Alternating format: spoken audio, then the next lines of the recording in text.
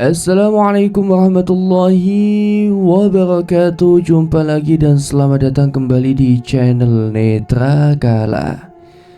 Seperti biasanya pada kesempatan kali ini saya akan membagikan sebuah kisah misteri. Kisah kali ini berjudul Lebur Sukmo. Bagi teman-teman semua yang ingin langsung membaca cerita ini, bisa langsung klik link yang sudah saya sisipkan di kolom deskripsi video ini.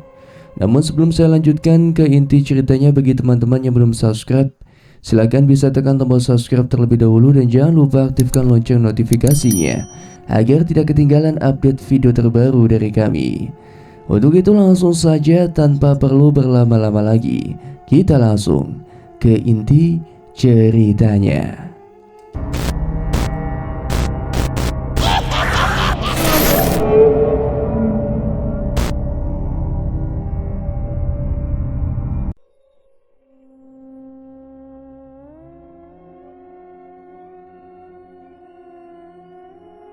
Lalu bagaimana dengan Dinda? Tanya Pak Kusno yang sangat khawatir. Setelah membawa Hamdan ke kamar dan menguncinya di dalam kamar, segera aku mencari keberadaannya. Aku pikir anak itu bersembunyi di suatu tempat. Namun, saat melewati kamar Sukmaji, ku dengar suara teriakan dari dalam. Itu adalah suara Dinda. Aku mencoba untuk membuka pintu itu, tapi terkunci. Saat akan mengambil kunci cadangan, Ahmad tiba-tiba saja muncul dari arah kamarnya. Jelas Bok Marni. Pak Kusno menahan napas. Dia bisa membayangkan betapa kacaunya keadaan malam itu. Tapi bagaimana mereka berdua bisa kabur? Lalu bagaimana kalian bisa selamat? Tanya Pak Kusno penasaran. Aku sengaja berkata dengan nada yang agak kencang, berusaha memberitahu Dinda jika Ahmad ada di luar kamar. Dan tiba-tiba saja pintu terbuka. Dinda muncul dan menarikku masuk ke dalam kamarnya. Kami ganjal semua pintu dan jendela agar Ahmad tidak bisa masuk ke dalam kamar, kata Mbok Marni. Pak Kusno memejamkan matanya. Kepalanya terasa begitu pening. Bagaimana mungkin kamu tega meninggalkan cucu kita, Bu? Tanya Pak Kusno lirih. Kini punggungnya sudah bersandar di jok mobil. Aku tidak tega, Pak. Mana mungkin aku bisa meninggalkan darah dagingku sendiri. Tapi Dinda yang memaksa. Aku ingat saat kami di dalam kamar, dia melihat Ratmi. Entah apa yang mereka bicarakan, aku tidak tahu. Intinya Dinda mengatakan justru saat ini orang-orang yang ada di sekitarnya yang dalam bahaya, bukan dirinya. Jawab Bok Marni dengan air mata yang sedikit mulai keluar. Cukup lama mereka bertiga terdiam. Bahkan Aryo yang tidak mengerti apapun, rasa kewaspadaan muncul menyelimuti batinnya. Dalam kesunyian sesekali Aryo melihat ke arah luar. Dilihatnya awan hitam mulai bergerak melewati mereka. Rintik hujan mulai turun membasahi kaca mobil. Pak, Bu, ucap Aryo mencoba untuk membuka percakapan. Seperti tersadar dari lamunan, Pak Kusno dan Mbok Marni menoleh ke arah belakang. Mereka sama sekali lupa dengan keberadaan Aryo. Kalau memang Pak Kusno tidak bisa konsentrasi, biar saya aja Pak yang nyetir, ucap Aryo hati-hati. Sebentar, beri aku waktu untuk menenangkan diri. Aku tidak menyangka jika kejadiannya sudah sejauh itu, jawab Pak Kusno. Aryo tidak berani untuk membantah. Ia menengok ke arah luar. Kabut mulai terlihat menutupi pandangan. Hujan mengguyur dengan deras. Suasana di pemberhentian mereka benar-benar sepi. Di sela-sela lamunannya, tiba-tiba saja ada pergerakan di jok mobil depan. Seketika Aryo memalingkan pandangannya. Kenapa, Pak? Tanya Mbok Marni saat mendapati Pak Kusno memajukan badannya dan mengelap kaca mobil. Pak Kusno tak mengindahkan. Dia menyipitkan matanya. Tidak mungkin, pasti itu hanya halusinasinya. Sukri, ucap Pak Kusno lirih. Tepat beberapa meter di depannya, dia melihat bocah dengan pakaian kumal itu berdiri menatapnya. Sukri? Tanya Mbok Marni. Kita harus cepat, Bu. Perasaanku tidak enak. Aryo, pakai sabuk pengamanmu, ucap Pak Kusno. Mendengar itu Aryo kebingungan siapa Sukri. Namun dia tak kunjung punya keberanian untuk bertanya pada dua orang yang ada di depannya itu. Dengan buru-buru Aryo mengencangkan sabuk pengamannya. Pak Kusno mulai menghidupkan mesin mobil dan melajukan mobilnya. Tepat saat melewati sosok Sukri, dia melihat bocah laki-laki itu telah menatap ke arahnya dan menggelengkan kepala. Perasaan Pak Kusno semakin tidak karuan. Terakhir kali dia bertemu dengan demit bocah itu menandakan jika ada bahaya di depannya. Dengan kecepatan penuh mobil itu melaju menempuh jalanan berkabut yang basah karena hujan. Mbok Marni dan Aryo hanya bisa melafalkan zikir selama perjalanannya. Tidak menyangka jika laki-laki tua itu bisa mengemudi dengan hebat. "Pak, saya belum nikah, Pak," ucap Aryo merepet. "Kamu tenang saja, nanti saya carikan jodoh setelah semua ini selesai," jawab Pak Kusno santai. Aryo kembali menelan ludahnya. Sungguh jika tahu akan seperti ini, lebih baik dia berada di rumah bersama Hidayat. "Pak, pelan-pelan, Pak. Astagfirullah," kata Mbok Marni saat Pak Kusno menambah kecepatan. "Ingat, Pak, kita mau menyelamatkan cucu kita. Jangan sampai kita yang akhirnya masuk rumah sakit," lanjut Mbok Marni ketakutan. Mendengar ucapan istrinya, Pak Kusno berniat untuk mengurangi kecepatan. Namun belum sempat laki-laki itu melakukannya, tiba-tiba ada sosok yang berlari kencang di hadapannya. Pak Kusno kaget, seketika menginjak rem dalam-dalam, membuat mobil yang mereka tumpangi hilang kendali. Dan duar, bruk. Terdengar suara benturan yang cukup keras. Mobil yang berisikan Pak Kusno, Mbok Marni dan Aryo menghantam pepohonan di pinggir jalan. Sesaat setelahnya, Pak Kusno masih bisa melihat sosok yang berdiri di tengah jalan.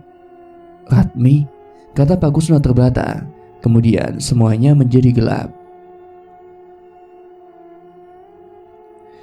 Sementara itu di kediaman Sukmaji, setelah Dinda memecahkan cermin, dia terduduk di lantai, meletakkan kepala di antara dada dan lututnya.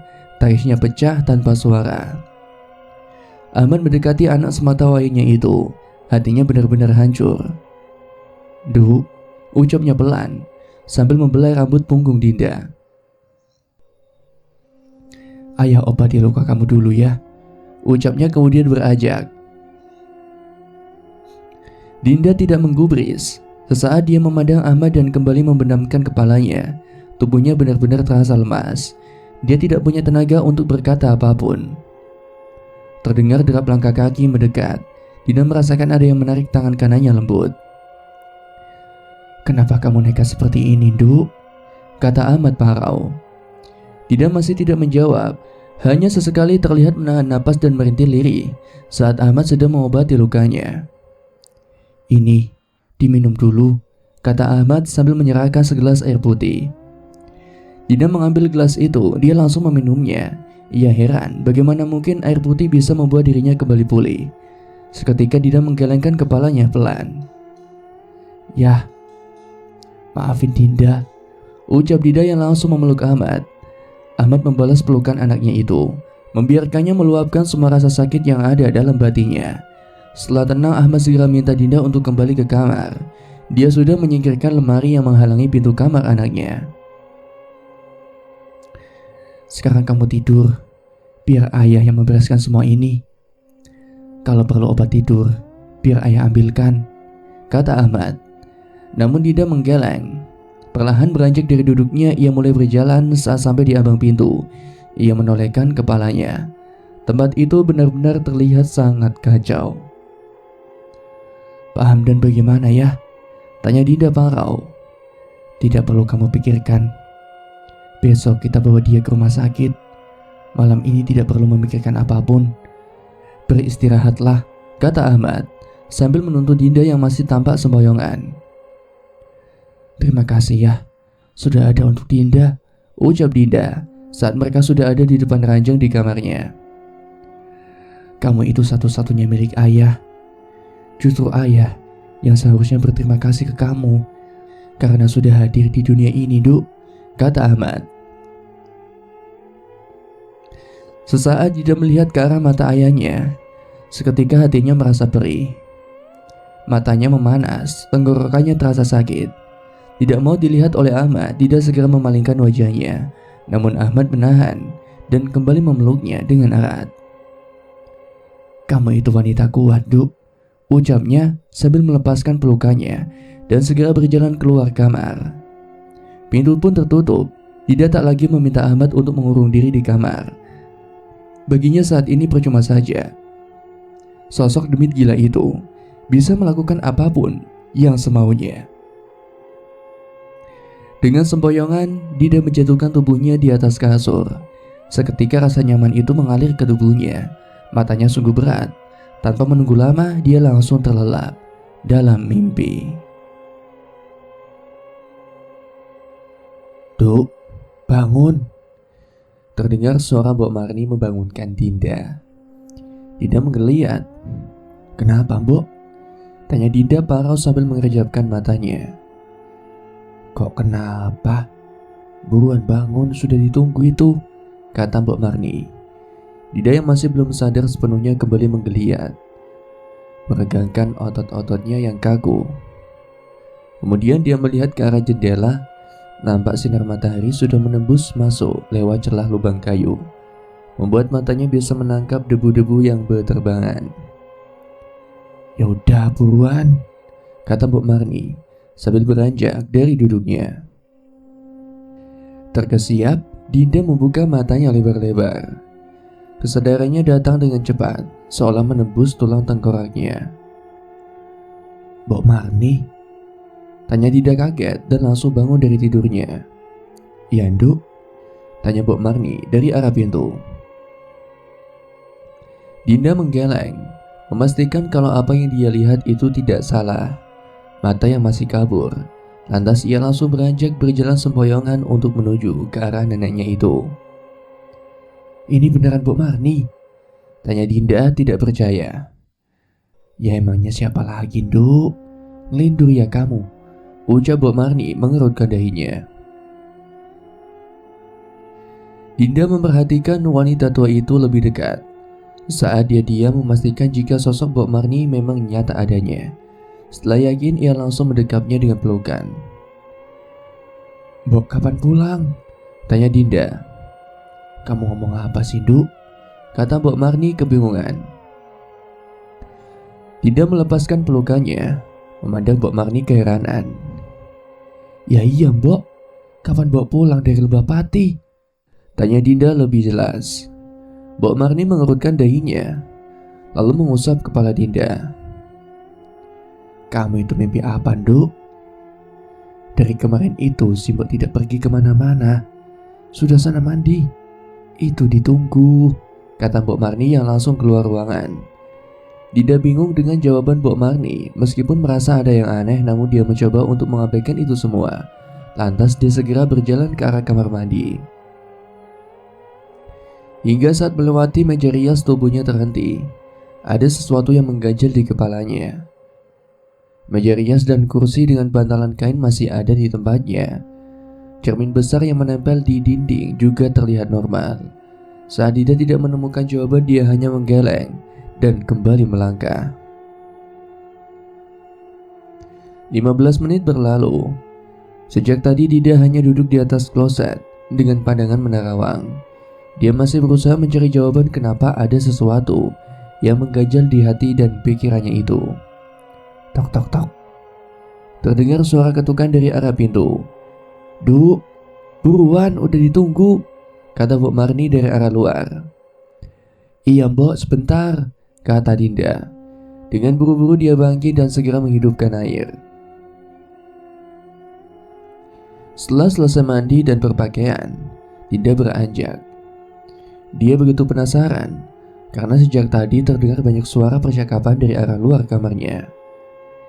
Saat membuka pintu, Dinda tercengang. Di ruang tengah suasana tampak ramai. Banyak orang yang berinteraksi satu sama lain. Dinda melongo, terus memperhatikan mereka, hingga pandangannya menangkap seorang yang selama ini dia rindukan. "Adit?" tanya Dinda kaget. Adit bangkit, senyumnya mereka. "Sudah bangun, Kebo Betina?" ucapnya sambil terkekeh senang. Dinda menelengkan kepalanya, ia merasa bingung dengan semua ini. Bagaimana Adit bisa sampai ke tempat ini dan apakah semua kejadian kemarin itu hanya mimpi? Dinda mulai melangkah pelan mendekati Adit. "Ini beneran kamu, Dit?" tanya Dinda memastikan. "Kamu itu kenapa, Tondo?" "Dari tadi tanya ini bener, Bu Marni. Ini bener Adit. Kalau nggak bener, lalu kami siapa? Demit." Bu Marni berkelekar. "Tuh, ngelindur ya kamu," ucap Adit. Dinda mengucek matanya pelan, mencoba meyakinkan dirinya kalau sosok yang ada di hadapannya itu adalah nyata. Kemudian saat sudah benar-benar yakin, ia langsung menghambur memeluknya dengan erat. "Dit, kok bisa sampai sini?" tanya Dinda. Malu dilihat, ada Bu Marni dan orang-orang," ucap Adit sambil membelai rambut punggung Dinda. Dinda segera melepaskan pelukannya. Saat melihat sekitaran ternyata memang benar. Orang-orang telah memperhatikannya dengan tawa di wajah mereka. "Jawab dulu, bagaimana kamu bisa sampai sini?" ulang Dinda penasaran. "Tuh kan, Bok, wanita ini kebanyakan tidur, jadi lupa segalanya," kata Adit sambil menengok ke arah Bu Marni. "Iya ya, dengan hari pernikahannya sendiri saja lupa. Mungkin emang kebanyakan tidur," kekeh Bu Marni. "Hah? Pernikahan?" tanya Dinda tidak paham. "Kamu beneran lupa kalau kita bakal nikah hari ini?" tanya Adit keheranan. Belum sempat Dinda menjawab ucapan Adit, terdengar suara percakapan dari arah samping. Sontak Dinda menoleh ke arah sumber suara. Ayah kenapa pakai kursi roda lagi?" tanya Dinda saat melihat Ahmad tengah duduk di atas kursi roda. "Husdu, kamu ini kenapa toh?" tegur Bu Marni. "Loh, dari kemarin kan ayah memang pakai kursi roda dan duduk," kata Ahmad menanggapi. "Tapi ya, kemarin ayah udah bisa berjalan kan?" tanya Dinda. "Duk, ayahmu itu sudah tidak bisa berjalan normal. Kamu kan tahu sendiri penyakit Ahmad tidak bisa disembuhkan," kata Pak Kusno. "Tapi," tanya Dinda. Dinda mematung, dia benar-benar tidak mengerti apa yang sebenarnya terjadi. "Sudah ayo, aku temani sarapan, malah bengong," kata Adit sambil menggandeng tangannya. Genggaman Adit terasa begitu nyata. Jika ini memang semua mimpi, tidak mungkin tidak bisa merasakan sentuhan dari laki-laki itu. "Dit, jangan macam-macam ya. Sabar dulu sampai nanti selesai ijab," goda Pak Kusno. Adit hanya terkekeh dan kembali menarik tangan Dinda. Sampainya di dapur, segera Adit menarik kursi dan memintanya untuk duduk, sementara dia sibuk menyiapkan sarapan. "Emang benar ini hari pernikahan kita, Dit?" tanya Dinda masih tidak percaya. "Iya, setelah sarapan nanti kamu dirias sama mereka, Din," jawab Adit tanpa menolehkan kepalanya. Meski merasa ada yang janggal, namun akhirnya Dinda hanya menghela napas. Dia berusaha meyakini jika hari ini memang benar acara pernikahannya dengan Adit. Tetapi kenapa perasaannya begitu datar? Selesai sarapan, Dinda diminta segera kembali ke kamar untuk dirias. "Ini bajunya, Duk," kata Bu Marni dari arah samping ranjang. Sekilas Dinda melihat ke arah cermin. Di hanya Bu Marni sedang menaruh satu set kebaya berwarna kehijauan. "Iya, Mbok," jawab Dinda singkat. Cukup lama Dinda dirias. Setelah selesai, ia segera mengenakan pakaian yang sudah disediakan. Saat bercermin, Dinda sedikit pangling dengan dirinya sendiri, karena ia merasa melihat sosok wanita yang sangat cantik yang berdiri menatapnya dengan balutan kebaya dan riasan yang sederhana. Dibantu penata rias, Dinda mulai berjalan menuju ke arah pintu. Dengung percakapan mulai terdengar jelas dari telinga. Pintu pun terbuka. Sontak mereka menolehkan kepalanya menatap ke arah Dinda. Semua terdiam, terpesona melihat kecantikan Dinda. Hingga satu orang laki-laki berdiri. Adit dengan balutan baju beskap senada dengan yang dikenakan tersenyum lebar ke arahnya. Dida turun melangkah maju, diminta untuk duduk di bangku yang sudah disediakan di sampingnya. Adit tersenyum senang, namun tak kenapa senyuman itu lebih seperti sebuah seringai yang mengerikan. Adit mulai menjabat tangan dengan Ahmad. Saat akan mengucapkan janji suci, seketika terdengar jelas suara laki-laki dengan nada tegas di telinga Dinda. "Duk," ucap laki-laki itu. Tidak sedikit tersentak ia mengenali suara itu. Cepat dia menolehkan kepalanya ke arah kanan dan kiri, mencari keberadaan sosok Sukmaji. Namun bukannya menemukan Sukmaji, justru dia mendapati orang-orang yang sedang menatapnya dengan pandangan yang kosong. Wajah mereka begitu pucat, seperti tubuh yang sudah meninggal selama beberapa jam. Dida yang panik lantas berpaling ke arah Adit. Kini laki-laki itu juga sedang menatapnya, matanya melotot dengan seringai yang mengerikan. Ia kaget. Dida langsung saja berdiri dengan cepat, membuat kursi yang ia duduki jatuh ke belakang. "Din, kenapa berdiri?" tanya Adi dengan nada datar. Dida menggeleng. Dia mundur perlahan. Benar dugaannya ada yang tidak beres dengan semua ini. "Duk, kenapa malah berdiri? Sini duduk lagi," kata Ahmad. Dida terus mundur. Kepalanya menggeleng dengan kuat. Beberapa kali menepukkan tangannya ke pipi, berharap jika ini mimpi maka dia akan segera terbangun. Kemudian Dida tersentak, lirih terdengar suara yang ia takuti. Pelan dia mendengar suara wayangan dari arah yang tidak jauh dari tempatnya berdiri. Kini semua orang benar-benar sedang menatapnya. Adi terlihat bangkit dari kursinya. Senyumnya masih menyeringai, yang sangat mengerikan. "Din, duduk sendiri, atau harus kupaksa?" kata Adi datar. Dida yang ketakutan hanya bisa menggerakkan tubuhnya ke belakang hingga punggungnya menyentuh dinding. Suara wayangan semakin terdengar dengan jelas. Selain itu, aroma yang selama ini menghantuinya mulai tercium. Aroma bunga mawar menyeruak pekat dari tubuh Adit. Tubuh Dida terperosot ke lantai. Telapak tangannya menutupi wajah, namun ia masih bisa mendengar suara langkah kaki yang mendekat. Dida tersentak. Ada yang menyentuh jemarinya, berusaha untuk menarik tangannya dari wajahnya. Entah karena kekuatan sosok itu atau Dida yang terlalu lemah, sehingga dengan mudah dia bisa melepaskan tangannya. Mata Dida masih terpejam hebat. Dia tidak mau melihat apa yang ada di depannya. Rasa trauma saat melihat jasad Ahmad benar-benar menguasai pikirannya. "Melek," ucap suara parau. Seketika Dida membuka mata, dia tidak bisa menolak. Ada dorongan entah dari mana yang membuatnya menuruti perkataan Adit. "Dino iki, aku karo kowe bakal dadi siji sak lawasin, Duk," kata Adit yang bedanya tiba-tiba saja mengejang, seperti orang sakit ayan. Dengan lambat sosok Adit berubah. Kulitnya mengelupas. Sisik-sisik berwarna hijau muncul menggantikannya. Rambutnya rontok menyisakan beberapa helai. Bibirnya berubah menjadi segaris lurus saja.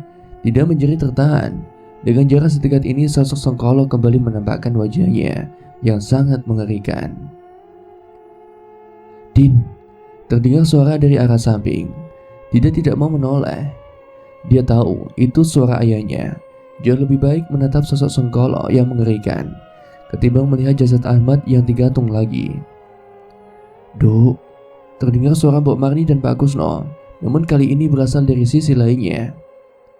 Tidak memaksakan matanya untuk terpejam. Dia benar-benar tidak mau melihat lagi orang-orang yang dicintainya meninggal dengan cara yang mengenaskan.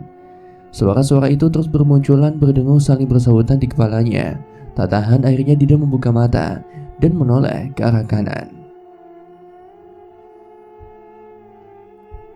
Benar saja. Dia kembali melihat sosok Ahmad yang tergantung persis di ambang pintu. Kemudian ia memalingkan pandangannya ke arah depan. Pemandangan yang lebih mengerikan justru terlihat di sana. Semua orang yang ada di ruangan itu sudah menumpuk jadi satu. Tubuh mereka bertumpuk di tengah ruangan dengan kepala yang menghilang entah kemana. Ruang tengah kediaman Sukmaji berubah, semula penuh dengan seru dan tawa bahagia pernikahan. Kali ini terasa seperti sebuah tempat pembantaian yang sangat mengerikan. "Din, tolong," Terdengar suara lirih. Dinda menjerit kencang. Dia melihat kepala Mbok Marni menggelinding pelan, menyentuh ujung kakinya, dan menangis saat menatapnya. "Dadi bojoku, utawa wong iku bakal mati," ucap Sengkolo sambil membelai pipi Dinda dan menjilatinya. Ia menghindar dan menjerit sekeras-kerasnya. Dinda terbangun. Dia segera duduk bersandar di ranjang tidurnya. Napasnya memburu, jantungnya berdebar dengan kencang. "Astagfirullah, astagfirullahaladzim," gumam Dinda sambil mengusap wajahnya yang penuh dengan peluh. Terlebih pada pipinya, Dinda menggosok-gosok bagian itu berulang-ulang.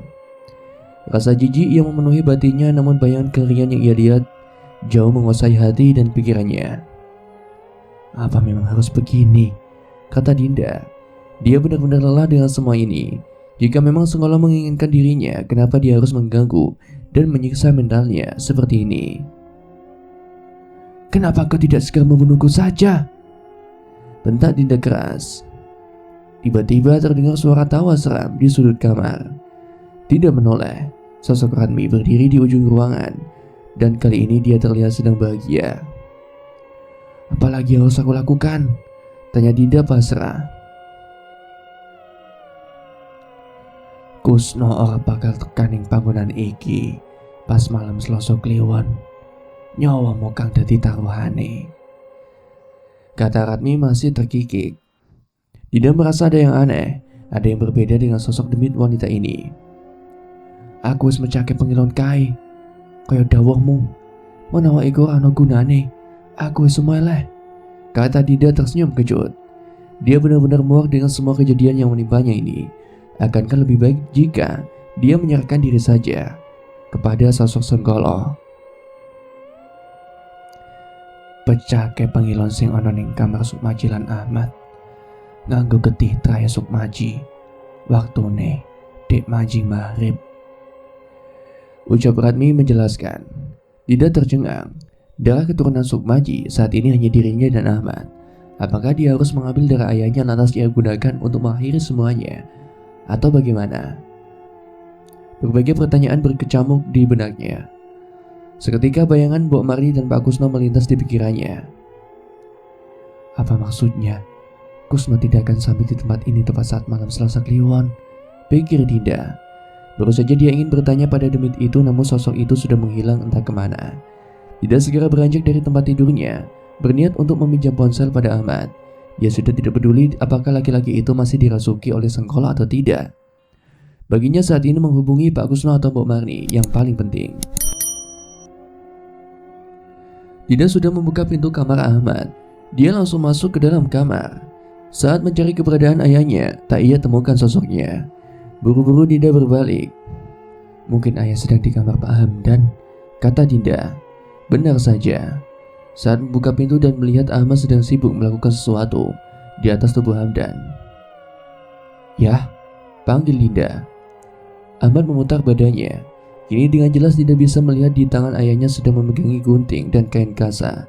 Sepertinya dia sedang mengganti perban di kepala Hamdan. "Tumben baru bangun?" tanya Ahmad kembali membungkuk ke arah Hamdan. "Tidak bisa pinjam ponsel ayah?" tanya Dinda di ambang pintu. "Untuk apa, Nduk? Memangnya ponsel kamu kemana?" Ahmad menjawab tanpa menoleh. "Tidak ada keperluan sebentar ya. Ponsel Dinda rusak." "Ambil saja di meja kamar," jawab Ahmad. Tanpa menjawab, Dinda langsung berbalik dan kembali ke arah kamar Ahmad. Saat perjalanan dia menoleh ke arah jam besar di sudut ruangan. "Sudah setengah hari," kata Dinda mempercepat langkahnya. Segera diambilnya ponsel ayahnya di atas nakas. Berulang kali Dinda mencoba untuk menghubungi Pak Kusno dan Mbok Marni, baik menggunakan pesan singkat atau panggilan suara, tapi tidak kunjung ada jawaban juga. "Tenang, Din. Mungkin tidak ada sinyal di sana," batin Dinda yang mulai panik. Sekilas Dinda melirik ke arah cermin yang ada di sudut ruangan. Rasanya ia ingin segera hancurkan benda itu. Namun bagaimana jika itu percuma? Apakah hal itu akan benar-benar berfungsi? Nyatanya saja saat dia sudah memecahkan cermin lainnya, sosok Sengkolo masih tetap menerornya. Tidak segera beranjak, dia tidak boleh gegabah. Masih ada waktu 6 jam lagi. Ya, Dinda bawa ponselnya ke kamar ya, kata Dinda, melongokkan kepalanya ke dalam kamar Hamdan. Terlihat Ahmad sedang duduk dengan posisi menatap lurus ke arah cermin. Dinda terkesiap, ia yakin pasti itu bukan ayahnya, tapi itu adalah Sengkolo. Dinda mengerjap kaget. Astaga, teriaknya saat melihat waktu sudah menunjukkan pukul 4 sore. Diraihnya ponsel di atas nagas, namun ia kecewa sebab belum juga ada balasan dari Pak Kusno ataupun Mbok Marni. Gusti, semoga mereka baik-baik saja, kata Dinda. Kepanikan mulai menghampirinya, dia harus segera membuat keputusan. Waktu maghrib tinggal hitungan jam. Setelah beberapa saat Dinda berdiri mengambil pisau lipat di atas nagas. Dia harus bisa mendapatkan darah Ahmad sebelum senja tiba. Dinda mulai berkeliling rumah mencari keberadaan Ahmad. Tapi sejak tadi dia tidak menemukan sosok ayahnya itu. Hingga dia mendengar suara pintu yang terbuka kemudian tertutup. Dinda segera bangkit dan mencoba memastikan siapa gerangan orang yang baru saja datang. Din, kata Ahmad sambil melepas jaketnya. Ayah dari mana? Tanya Dinda penasaran. Dari makam ibumu. Sudah lama yang tidak ke sana, ucap Ahmad tersenyum. Kamu sudah makan? Ayah tadi masak, tapi mungkin rasanya tidak seperti masakan Mbok Marni, kata Ahmad. Hati Dinda berdesir. Mungkin apabila masalah dengan Demit itu tak ada, ia sungguh akan bahagia tinggal di rumah ini. Belum ya, nunggu ayah, kata Dinda.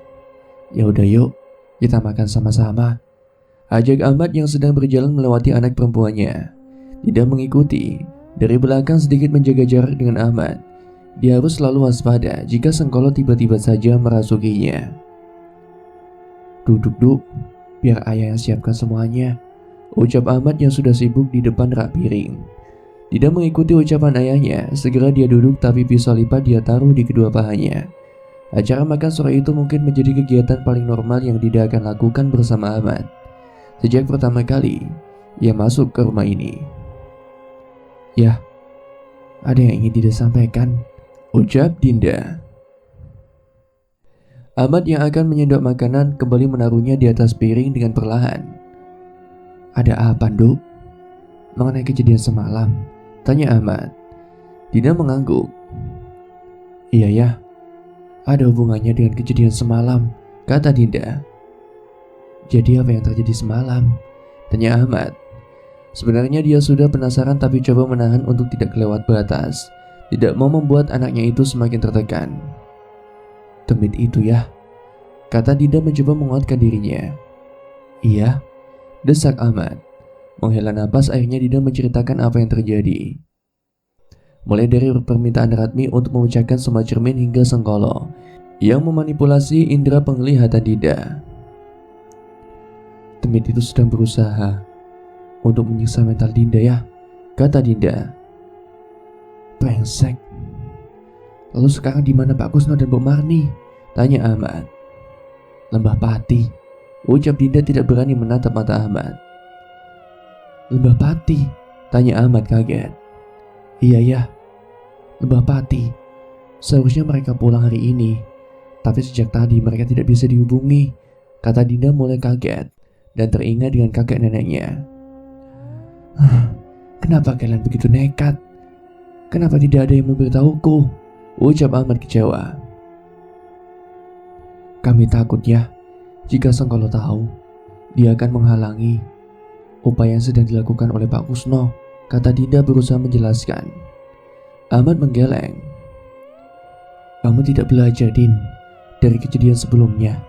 Tanpa kalian beritahu, dia akan tetap bisa mengetahuinya, kata Ahmad yang menyandarkan punggungnya sambil memijat keningnya. Dinda tersentak.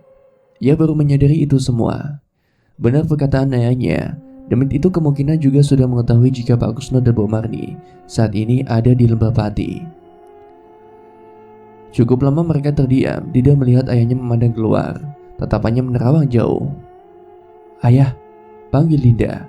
Tangan kanannya mulai mencengkeram pisau lipatnya. Takut jika Sengkolo sudah merasuki laki-laki itu. Sebentar, Din. Ayah sedang memikirkan solusinya. Selama ini ayah mengira demi wanita itu yang mengganggu keluarga ini. Jadi ayah dan Hamdan mencoba untuk mengusirnya. Tapi sekarang apa yang harus dilakukan? Ucap Ahmad seperti bicara pada dirinya sendiri. Dengan darah keturunan Sukmaji, jawab Dinda lirih. Ahmad menengok ke arah Dinda dengan cepat. Maksudmu? Ratmi memberitahu Dinda ya, jika darah keturunan Sukmaji bisa menghancurkan ikatan yang sudah terjalin, kata Dinda. Caranya? Tanya Ahmad mengerutkan dahinya, membalurkannya pada cermin yang ada di kamar Eyang dan kamar ayah. Saat maghrib menjelang, kata Dinda. Ahmad terdiam menatap anaknya lekat-lekat. Kamu yakin itu akan berhasil? Mereka itu penuh dengan tipu daya. Lihat apa yang terjadi dengan keluarga ini, dengan ayah, dengan ibumu, ucap Ahmad. Dinda menggeleng setelah pertemuannya dengan Ratmi di teman belakang. Entah mengapa dia selalu mempercayai ucapan Demit itu. Dinda tidak tahu ya. Maghrib sebentar lagi datang, kata Dinda menundukkan kepalanya. Terdengar kursi yang bergerak, langkah kaki mendekati Dinda. Kita coba lakukan ya, jika itu demi keselamatanmu, kata Ahmad mencium ujung kepala Dinda. Dinda mendongak. Dia menatap laki-laki itu di hadapannya. Belum pernah dia memperhatikan Ahmad setenang ini. Sekarang dia benar-benar melihat kasih sayang untuk dirinya dari sorot mata yang menua itu. Tanpa sadar air matanya menetes. Dinda tak bisa membayangkan betapa beratnya kehidupannya Ahmad. Kehilangan orang tua, kehilangan istri dan anak, serta lumpuh selama bertahun-tahun. Dinda mengangguk jika ini semua tidak berhasil. Setidaknya dia harus membuat Ahmad bahagia di ujung waktunya. Ingat Du, sayat pada bagian ini, kata Ahmad menunjuk bagian lengannya. Apa ya tidak punya obat bius? Tanya Dinda ngeri. Dia belum pernah menyenyat apapun selama ini kecuali ayam yang sudah mati untuk dijadikan makanan. Tidak, kalau kita beli pun waktunya tidak akan cukup, sebab sudah mepet, kata Ahmad sambil melirik ke arah jam dinding. Dinda menghela napas. Dia sudah siapkan pisau lipat yang sudah disterilkan oleh Ahmad. Maafkan Dinda ayah, ucap Dinda mulai memegang pergelangan tangan ayahnya. Dinda sudah menggenggam gagang pisaunya. Sekarang ia arahkan di tempat yang sudah ditunjukkan oleh ayahnya. Baru saja ia hendak menggoreskannya, tiba-tiba saja tangan kanan Ahmad mencengkramnya begitu kuat. Arep opo? Tanya Ahmad menatap beringas Dinda.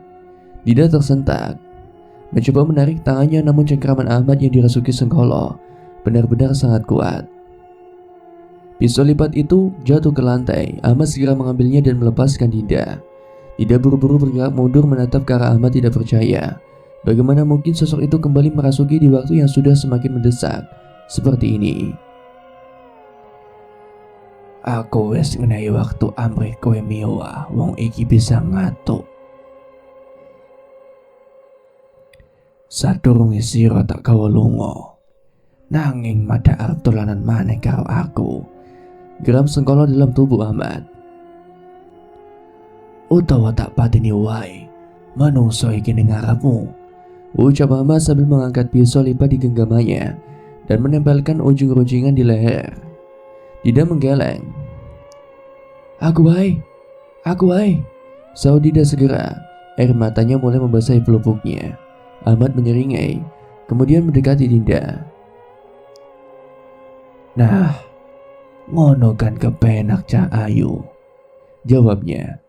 Tepat saat Ahmad menunduk di depannya, ia berniat membelah pipinya. Dinda langsung mendorongnya sekuat tenaga.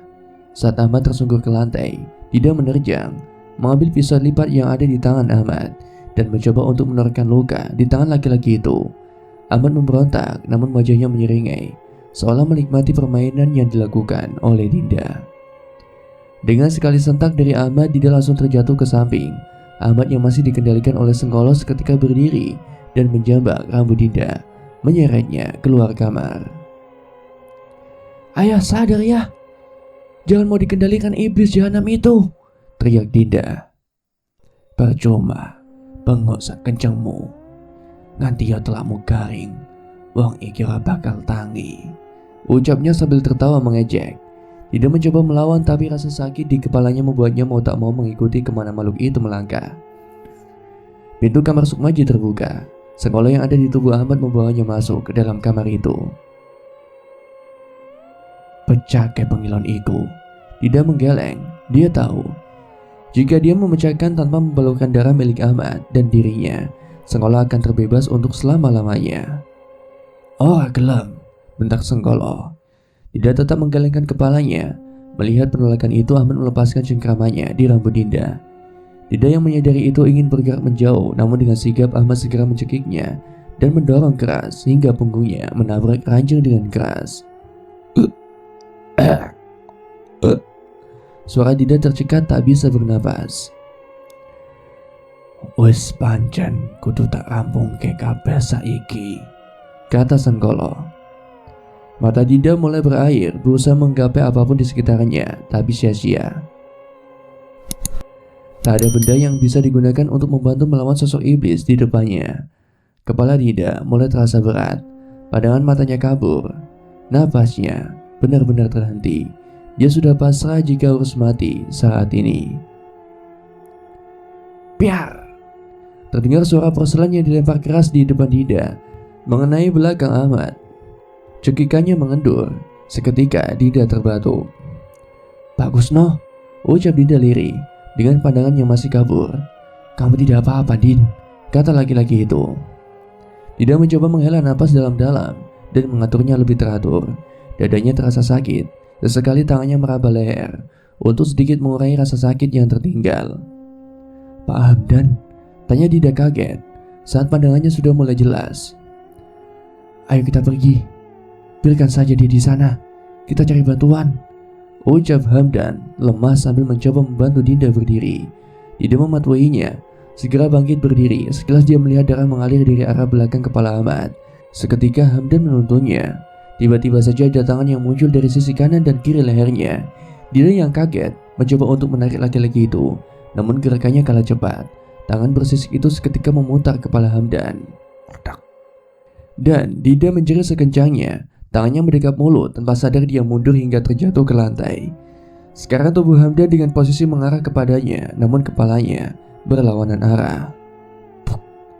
Seketika tubuh Hamdan jatuh ke lantai.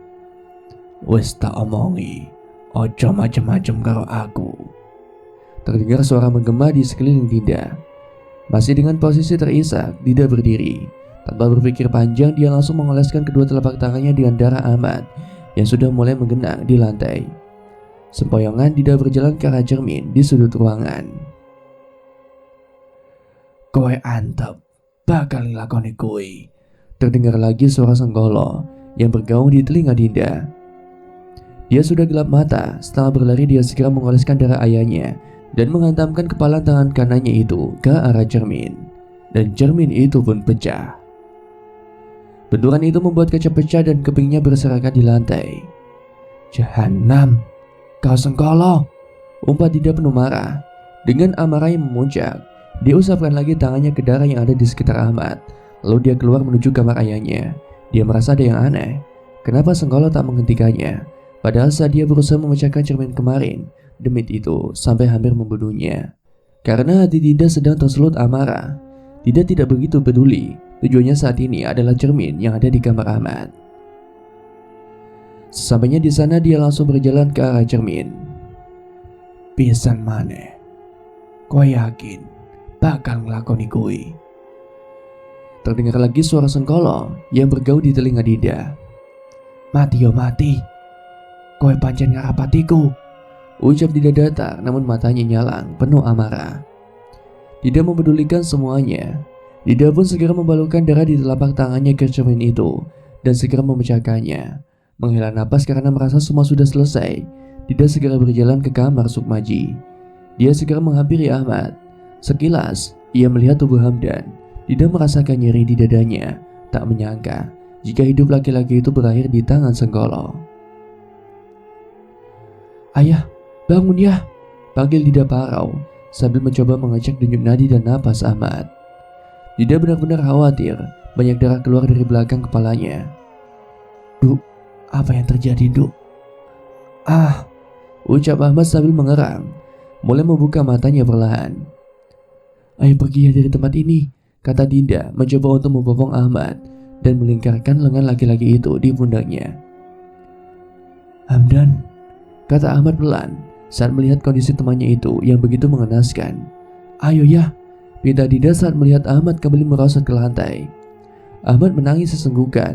Dia benar-benar tidak menyangka jika tubuh yang tergeletak tak bernyawa itu adalah karibnya.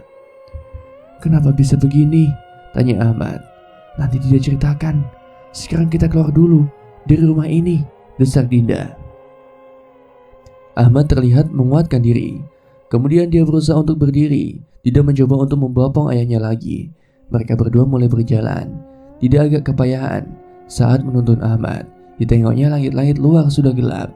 Meskipun Dinda sudah memecahkan cermin itu sesuai dengan petunjuk yang diberikan oleh Radmi, entah kenapa batinnya masih merasa tidak nyaman. Seolah demit itu masih mengawasi pergerakan mereka. Hingga saat berada di ambang pintu, Dinda tersentak, ketakutannya kembali. Sayup terdengar suara wayangan. Tidak mungkin, ucap Dinda sambil mengadarkan pandangannya mencari arah sumber suara.